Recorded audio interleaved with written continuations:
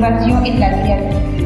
De quoi s'agit-il? Il s'agit naturellement de donner aux jeunes de l'esprit une possibilité d'éclore leur talent créatif.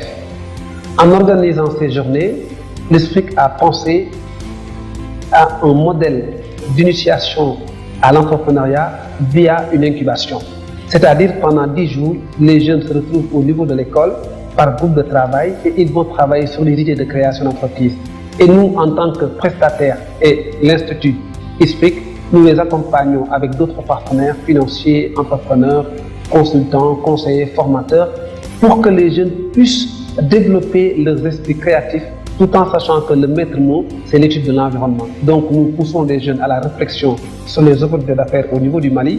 Nous poussons les jeunes à la réflexion sur comment écrire un projet, mais nous insistons surtout sur le prototypage. Parce qu'on se rend compte qu'au niveau de l'Afrique, plusieurs jeunes ont déjà écrit des projets ou plusieurs jeunes ont déjà eu des idées de projets et finalement, plusieurs d'entre eux se disent « j'ai pas de financement donc je ne vais pas commencer ». Mais pour, en tout cas, permettre aux jeunes de se rendre compte que le projet n'est pas lié forcément au financement, le projet est une question d'idées, de réalisation d'idées en projet, c'est juste en fait un travail qu'on doit faire pour arriver à le réaliser. Donc ce qui veut dire finalement, ce que nous voulons dire aux jeunes, à travers la disponibilité des ressources, à travers votre intelligence, à travers les dispositions qui sont mises en place, vous pouvez commencer à entreprendre avec vos propres moyens. Bien évidemment, lorsqu'on est étudiant, on a la capacité d'entreprendre parce que nous avons du temps et de la disponibilité. Un étudiant a ses cours au niveau de son université ou de son école ou de son institut, mais il a aussi du temps pour réviser ses cours, pour apprendre, mais il peut créer du temps aussi à éclore ses capacités créatives. Et je crois fortement à cette vision. Je pense qu'un étudiant, des fois, peut perdre beaucoup de temps dans plusieurs cas de figure. Je pense qu'il se concentre sur ce qu'il a envie de faire en matière entrepreneuriale, il peut réussir avec grand succès. Par ailleurs, ce qu'il faut noter aussi, certains étudiants disent « oui, moi j'ai pas le temps de créer une entreprise, je vais attendre à la fin de mes études pour créer une entreprise ». Je voulais juste adresser un message à ces étudiants en leur faisant comprendre que l'entrepreneuriat, c'est pas une histoire d'avoir fait des études. L'entrepreneuriat, c'est pas une histoire d'avoir de très grands moyens. L'entrepreneuriat, c'est pas une histoire d'avoir été dans de très grands pays. L'entrepreneuriat, c'est une possibilité d'exercer une passion tout en étudiant son environnement immédiat. Donc le maître mot en ce qui concerne cette question, je veux juste inciter les jeunes à oser commencer avant notre arrivée.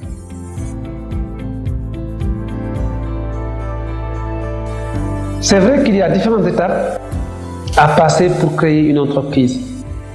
Mais je voudrais juste comparer deux environnements qui sont différents quand même, l'Europe et l'Afrique. En Europe, généralement dans toutes les structures, il y a des documents qui structurent toutes les étapes qu'une personne doit passer pour créer son entreprise. Par ailleurs, ce qu'il faut noter dans le modèle européen, la banque est présente dans les modes de financement des jeunes, l'État est présent, l'État s'engage, l'État mobilise des ressources. Il y a des organismes de bonne volonté aussi qui se sont engagés à octroyer des financements aux jeunes. Donc, tout un dispositif est disponible pour permettre aux jeunes d'assurer leur avenir. Donc, ce qui veut dire, le jeune, il est accompagné dans la mise en place d'un projet à travers un plan d'affaires rédigé. Et ce plan d'affaires, le jeune le défend en général, il a les fonds nécessaires.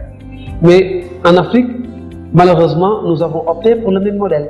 C'est-à-dire, un jeune qui a un projet, on lui demanderait de l'écrire, on lui demande aussi de présenter un plan d'affaires. Or, dans nos systèmes, me semble-t-il, il est extrêmement difficile que les jeunes soient éligibles dans les dispositifs de financement privé. Et ce que l'État a comme disposition ne peut pas suffire. Si on compare un peu le niveau de la demande. Donc, ce qui veut dire finalement, ce que je peux dire aux jeunes, si vous avez envie d'entreprendre, limitez-vous en fonction de vos moyens, faites en fonction de vos possibilités, osez commencer, essayez et avancez.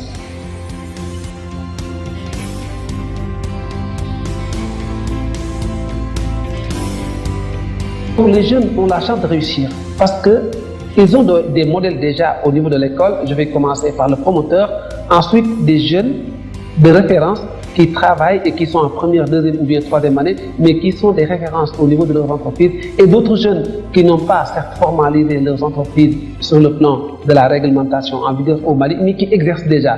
Donc ce qui veut dire, de façon informelle, on peut détecter plusieurs initiatives qui se forment au niveau de l'école, mais qui donnent espoir. Sur le plan formel aussi, il y a des jeunes qui ont créé des entreprises, qui exercent leur passion, tout en sachant qu'en fait, ce qui va intéresser les jeunes au niveau de l'esprit, c'est comment faire pour réussir tout en s'inspirant des choses qui ont marché au niveau de l'environnement immédiat. Donc pour expliquer, je voudrais juste dire que vous avez toutes les chances pour réussir ces journées d'incubation et de créativité.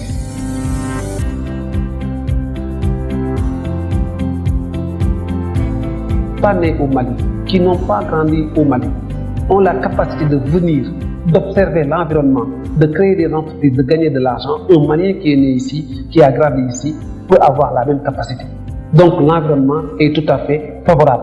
Maintenant, quand on dit que l'environnement est favorable, tout individu doit prendre cette question de façon personnelle. Moi, dans cet environnement, il faut que j'évalue ce dont j'ai capable de faire pour gagner ma vie. Je peux avoir la capacité de créer une entreprise de production, donc je me lance dans cette activité. Je peux avoir la capacité de m'installer dans l'agriculture à travers l'exploitation des légumes. Je m'installe dans cette activité. Donc chacun verra, en fonction des opportunités offertes par le territoire malien, mais comment je peux m'engager sur une des opportunités pour m'en sortir. Donc finalement, je dirais naturellement, au niveau du Mali, il existe d'énormes potentialités pour entreprendre.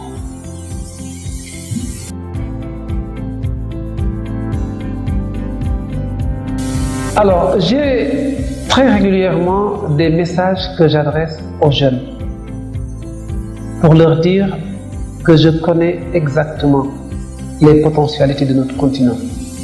Je suis au courant aussi des conditions sur lesquelles vous vivez, chers jeunes. Je suis au courant des différentes énergies que vous déployez pour réussir vos ambitions entrepreneuriales. En somme, je suis au courant de plusieurs choses que vous faites. Mais je voudrais juste attirer votre attention sur un fait qui est important. Tout ce que nous utilisons aujourd'hui vient de l'étranger. C'est vrai que nous, en tant que jeunes, nous avons beaucoup fait pour réduire le niveau de dépendance. Nous avons beaucoup tenté. Nous avons beaucoup essayé. Ce que je veux dire par là, il faudrait qu'on commence à voir comment créer des entreprises qui permettent de réduire considérablement la dépendance. Les téléphones portables sont créés par d'autres personnes.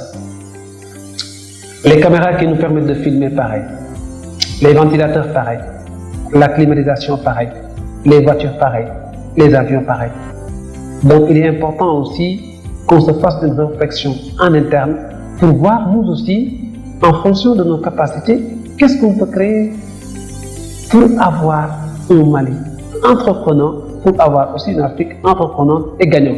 Parce que l'idée, c'est juste comment faire pour créer des choses dont la collectivité aura besoin. Et je pense qu'on a beaucoup de possibilités. Je pense qu'on peut garder espoir.